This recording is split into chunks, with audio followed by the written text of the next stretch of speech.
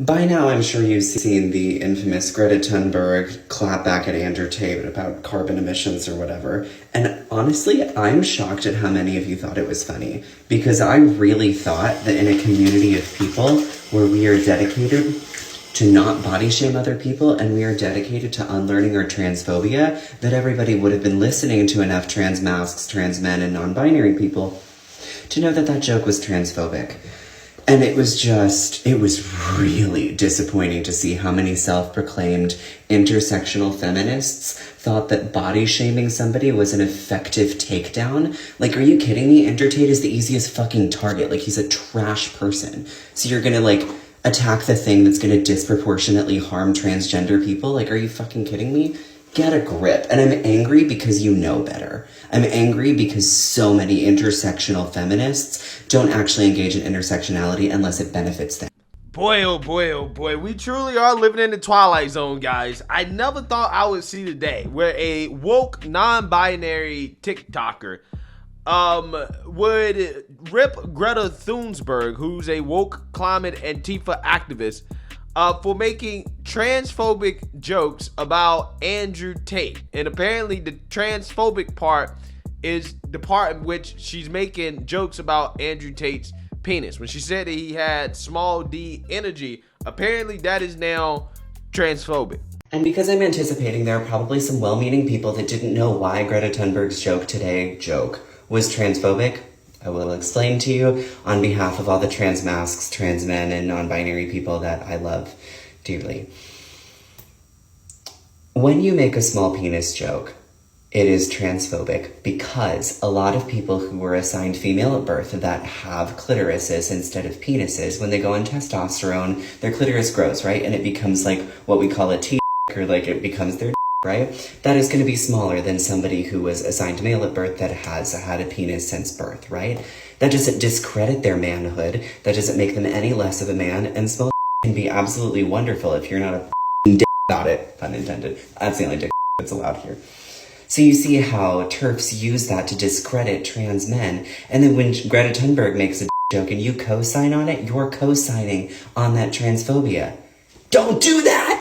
Wow. Guys, I gotta tell you, I thought that I heard it all in my short 28 years on this planet, but I have not heard it all yet, okay? As that right there kind of blew my mind, okay? It is transphobic to make small penis jokes because trans men, right, or women that want to be men have small penises, so therefore it is transphobic. And, you know, usually in a situation like this, I would push back and say, no, that's not transphobic to make that joke, but I'm simply going to be neutral on this. And the reason why I'm going to be neutral is because there is a clear double standard that feminists have when it comes to penis jokes or talking about a man's genitalia or body shaming a man versus a woman, okay? You can't make any jokes about a woman and her sexual body parts or her body at all, really. You can't say anything about it, or you're the worst person ever. You hate women, you're sexist, you're a bigot, you know, you're misogynist, all of that,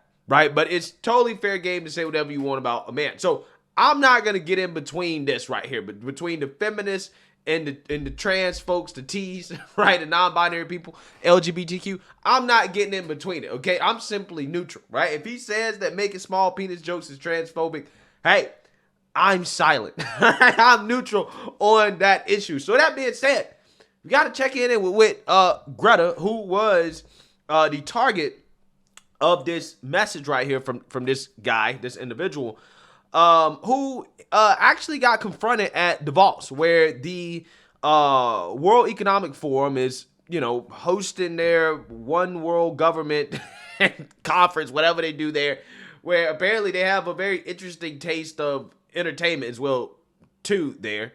Time to check in with our lizard overlords in Davos, Switzerland. What are they up to? Well, this.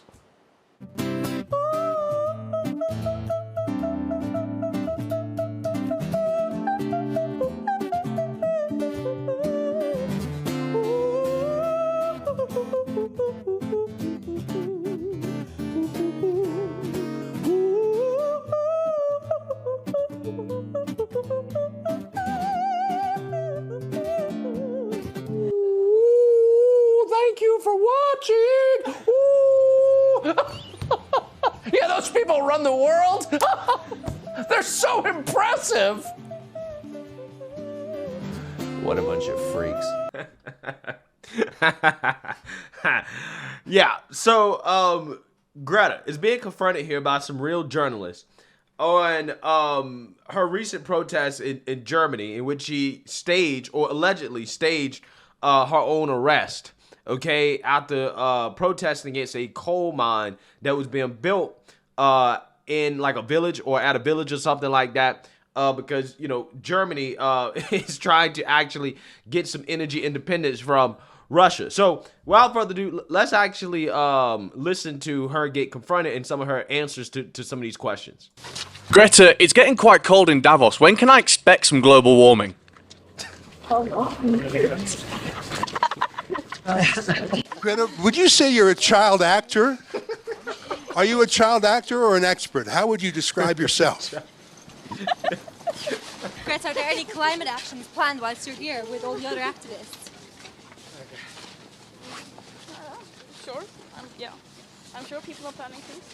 Greta, are you used to gentler questions, or do you ever talk to people who disagree with you? Greta, who was filming your arrest in Germany? Because it looked like you did that in several takes, didn't you? You were posing with the police. He's answering for you. He's answering for you. He said you had an agency.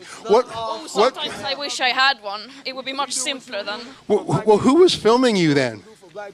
I don't know, media. You don't know who was filming you in Germany? He said he knows. He says it was an agency. News agency, you idiot. Do you normally have reporters defending you? Yeah. It's very likely that the German police and RWE, a fossil fuel company, would stage an arrest. How many times were you arrested? Because you posed for several times, didn't you? Sure. What is your main message to the people who are at the World Economic Forum? What message do you want to portray whilst you're here? Well, of course, it depends on who you are. Some people are more responsible for this crisis than others, certainly. Careful, because here there are cars. How come you never protest Saudi Arabia or Russia? You only protest Western energy. Why have you never criticized Vladimir Putin or OPEC? Or China. Yeah, I have never done that. Never, ever. Well, will you do so now? Will you condemn OPEC energy? Greta, can you condemn every single delegate that's come here on a private jet? Surely that's something you should condemn. You can do it too. I could do it, but you're the one who has such a strong stance against climate change. And, you know, if it's true, I commend your efforts, but could you condemn them taking private jets to these meetings? Why won't you condemn private jets? Have you ever been on a private jet even once? I own 100 private jets. Well, have you been on, how about once? Have you ever been on a private jet? All the time, yes. I wonder why you won't answer me in a straight answer. Greta, do you have any meetings with any people who are here? Any politicians? Any high business people whilst you're here? Depends on how you define that. Well, can you tell us who you're having talks to? No. Why are you having secret meetings? Greta, do you think that in Davos, the big companies here are really interesting by climate change? Well, I guess all we have to do is see what they do. Let's get back to those private meetings. Yeah, so as you guys see there, Greta has a whole lot to say when she's protesting, when she's, causing all types of problems, when she's been an agent of chaos. But when she gets confronted by real journalists asking her real questions, not, softball questions, not people that are her friends that are on her side, she ain't got nothing to say. She can't condemn Russia. She can't condemn Saudi Arabia. She can't condemn China, right? She can't speak out against some of the biggest polluters on the planet. Nah, we can't do that. Only Western countries, only Western nations. It's amazing how, again, somebody who has so much to say about this issue can't answer real questions from journalists. when confronted on this issue. Again, man, this is it's just funny to me. It really is. I don't understand how people like her get a platform. Clearly, I think she's more of an actress than an actual intellectual or an expert in what she is protesting and talking about, because you would think that she would have a whole lot to say when the cameras are rolling for people who disagree with her, right? You would think she want to speak out and prove them wrong and, tell them how, much this is an issue and yada, yada, yada, right? But instead, she's silent. So let me know what you guys think. Make sure you like, comment, and subscribe. Most importantly, share a Black conservative perspective. Peace.